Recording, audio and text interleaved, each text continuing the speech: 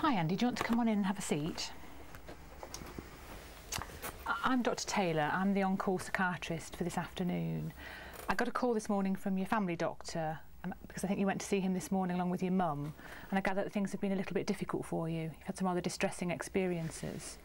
So I think your doctor thought it might be helpful for us to have a bit of a discussion about that to see if I could help.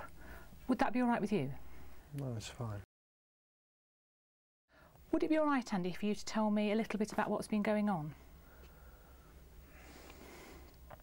Well, you're going to think it sounds stupid, but my housemates are working for MI5. Right. And they're doing stuff to my brain. Okay. And they're out to get me. Okay. That must be very difficult for you. Okay. Yeah. How long has this been going on for, Andy? About 2 months. Right. And how did you first work out that this is what was happening? I came home one time and they moved the TV to the other side of the room, right. And I knew then. And what was it that you knew at that moment? That they were for MI5. Right. Okay. Okay. So it's been going on a couple of months. Yeah. This new lecturer started at uni, right. And he works for MI5. Right. And he basically drafted my housemates in, turned them against me. Okay. Yeah. Okay. Now I've noticed a couple of times while we've been talking that you've sort of looked round you into the room as if you're checking for something. Could I ask you what's happening at those times? Well, I can hear them talking about me. Right. Who is it you can hear? My housemates. Right. So that you recognise it as their voices? Yeah, I can hear them all the time. Right. How many voices can you hear, Andy? 3. There's 3 of them. Okay. And do they sound real, like my voice sounds talking to you now? Yeah, it's odd. It's like I can hear them when they're not here. Right. And so what they're not when they're not in the house with you? Yeah, it's like they're in the other room or something. Okay. Okay. And can you hear what they're actually saying? Yeah, they're talking about me. Right. Okay. They're always talking about me. Okay. They're always commenting on everything that I'm doing. Right. Can you give me an example of what they would say? Well, like if I'm packing my bag to go to uni or something, Mm-hmm. they'll comment on that, like he's right. left the house now. Or, okay. Okay. You know. Anything else? Do they ever talk to each other, perhaps, about you? Yeah, that's what they do. I mean, and now they know. They've sort of twigged that I know about them now, right. and they're saying like I'm making trouble. Okay. And that they're going to sort me out. Okay. Okay. What about actually talking directly to you in the way that I'm talking to you now? Does that ever happen, Andy? No. Okay. So you've been hearing the voices of your housemates. Have there been any other changes? Have there been any changes perhaps to the way you're thinking? Sometimes people tell us that their thinking changes in some way. So for example, they might feel that they're getting thoughts put into their head that aren't their own. Have you had any experiences like that? Yeah. I do think things that aren't me. Like they're putting stuff in my brain. It's not me. I'm not thinking. So different thoughts in your brain. Yeah, that's right. like it's stupid stuff as well. It's like the other day I suddenly just started thinking about some woman in Coronation Street. I don't watch any of that crap. Right. It's not your kind of thing normally. Right.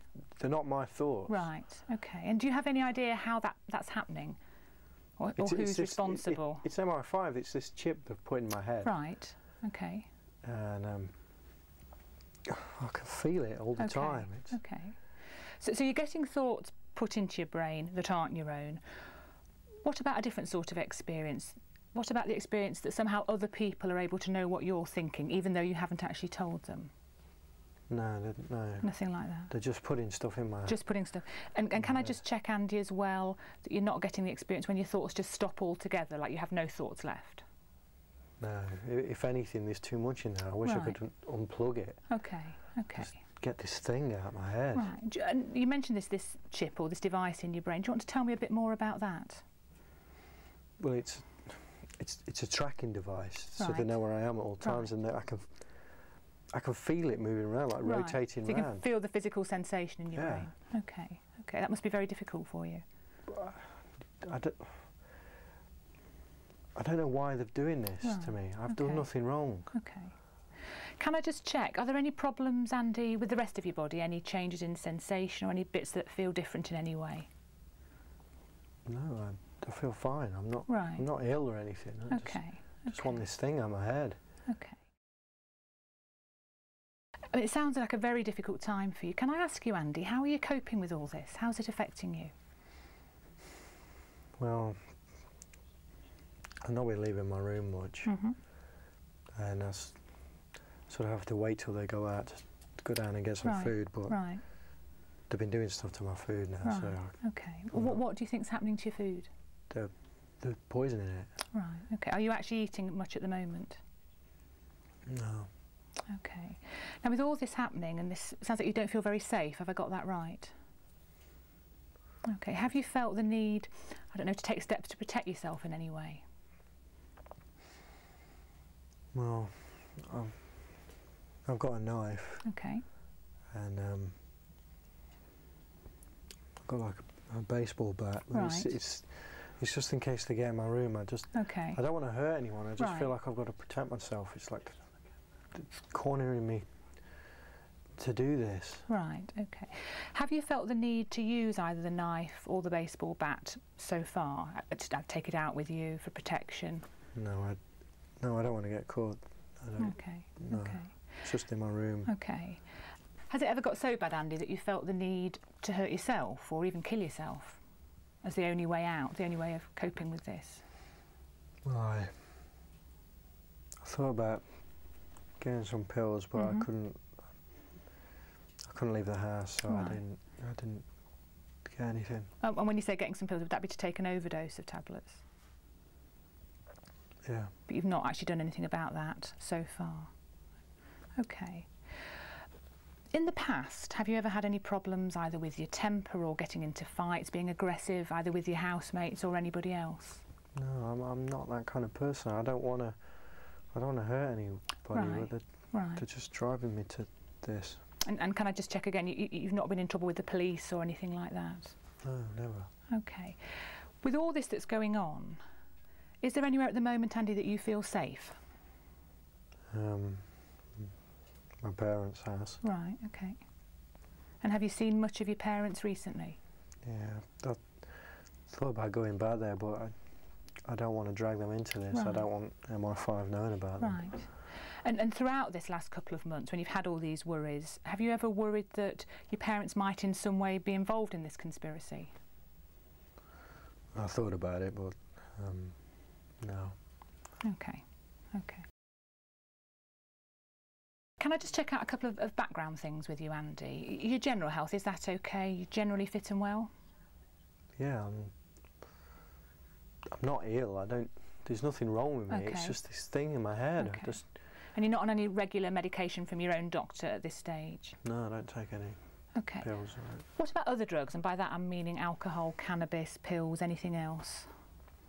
Well, I don't drink much alcohol. Right, okay. And what about drugs like cannabis? Is my mum going to know about this? No, I think it's something that it's important that I hear about, but this wouldn't be something we'd be discussing with your mum.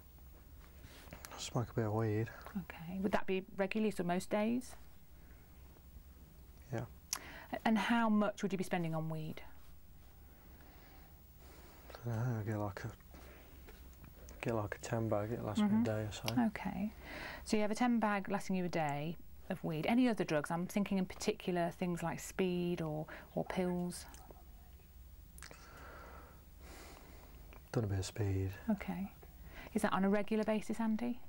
Well, I used to go out with my mates at the weekend, would do a bit, but... Okay. When was the last time, Andy, that you would have had any speed? About a week or so ago. Right. Okay. Any other drugs at all? No. No, but I know what you're getting at though. It's not the drugs. Right. It doesn't matter how my face I get. This is constantly there. It's always there. Okay. I guess the reason I was checking, I think it's what you've picked up on, is that sometimes when people are having the kinds of experiences that you are, they find if they take certain drugs, it can make things feel a lot worse. And I just wanted to check that hadn't been your experience? No. Okay, okay. I appreciate from what you're saying that you're really very worried about this MI5 conspiracy and that that's the cause of the difficulties that you're having at the moment. I just wanted to check with you, do you think it could be due to anything else? I mean, I've obviously met other people who've had similar experiences, and sometimes they're extremely stressed, some people might be actually mentally unwell, and just whether any of these things might be relevant to you at the moment. No, because I'm not ill.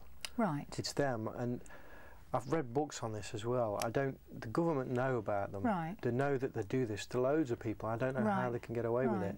Okay. I've done nothing wrong. I don't know why they're doing this to me. Okay. I just want it to stop. Sure, and I think I can appreciate that.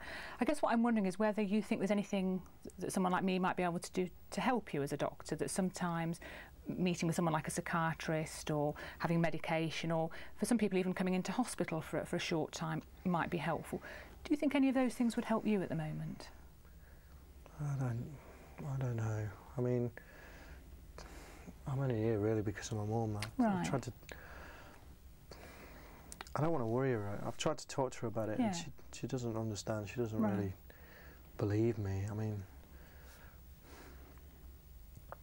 do you believe me? Well, I certainly believe, Andy, that you're having a really difficult time at the moment. I guess what I'm not as sure about is what's causing this, and I'm less sure this is due to MI5. I guess what I'm wondering is that perhaps you're not as well as you might be at the moment. I mean, we've been through a lot of questions, and what I'm thinking is we need to try and come up with a way of supporting you through this. So I'm wondering, because I know your mum is, I think she's waiting in the waiting room, it might be a good chance now to get your mum in, and then perhaps the three of us can put our heads together, have a bit of a discussion about where to go from here, and try and think of getting you some proper support. Would that be all right if I got your mum in? Okay. Okay, if you want to sit there then, Andy, I'll just get your mum. Okay.